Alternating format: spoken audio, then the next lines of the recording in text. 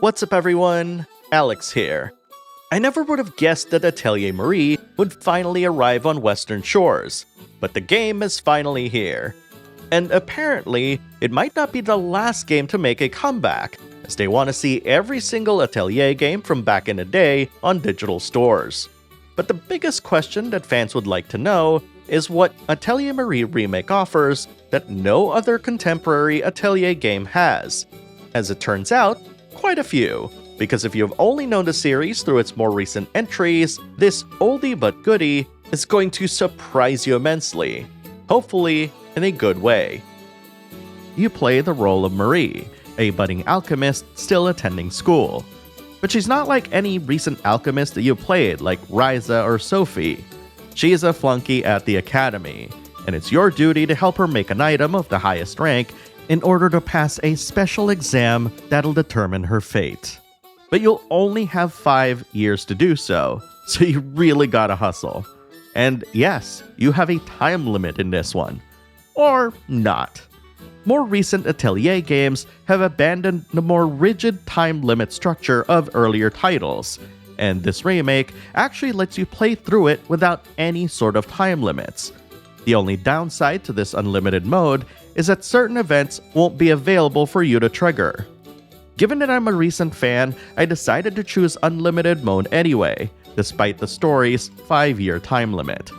What's fascinating about this game is that, unlike other Atelier games I played recently, like Ryza or Sophie, is that you actually have to hire party members in this one. For example, you have your friend who's lower level that can join you for free. But then you can hire higher level party members or just hang around either in a tavern or about town to join you in your adventures. And every time you venture out, you'll have to pay them a salary, which is a very interesting concept. And I have to point out that everything here costs time. Like, for example, just merely stepping out of your atelier and going back to it will cost you time, in addition to battling and gathering. But what's really cool about battling, though, is that even though you are using time, you're still able to get some materials from it. It's just not guaranteed when compared to gathering ingredients from specific gathering points. And as you might expect, your movement across the world map is also timed. What's very unique about Atelier Marie is that it feels less of a modern RPG and more of like a resource management kind of game. Yes, it still has your experience points and all of these different considerations that you'll have to think of whenever you try to venture out or synthesize items, but you even have things like a fatigue system that actually makes things fail a bit more, or the necessary use of certain items to kind of increase the quality and the rank of the items that you make. So in a way, the kind of complexity that you normally would get in crafting, like, say, Ryza's material loop system or Sophie's grid system, it's actually kind of spread throughout the entire game as opposed to just concentrated on just the crafting itself. And because the crafting is pretty simple, you just basically assemble all the items that you have and gather them and then make them, feels quite refreshing when you consider the amount of depth that the Atelier series usually has. And once again, the depth is still there. It's just spread across the entirety of the game and not just one aspect of it. In terms of its turn-based combat, I really love how snappy it is. It's a positional combat system, so there are attacks that can hit an entire row or column of enemies, and that's still really fun and satisfying. In terms of MP usage, yes, this does have magic points, you use them for both battle and synthesis. So you have to actually consider the use of your MP if you want to go back and do some crafting. Or else you'd have to spend several days in order to get your MP and HP back.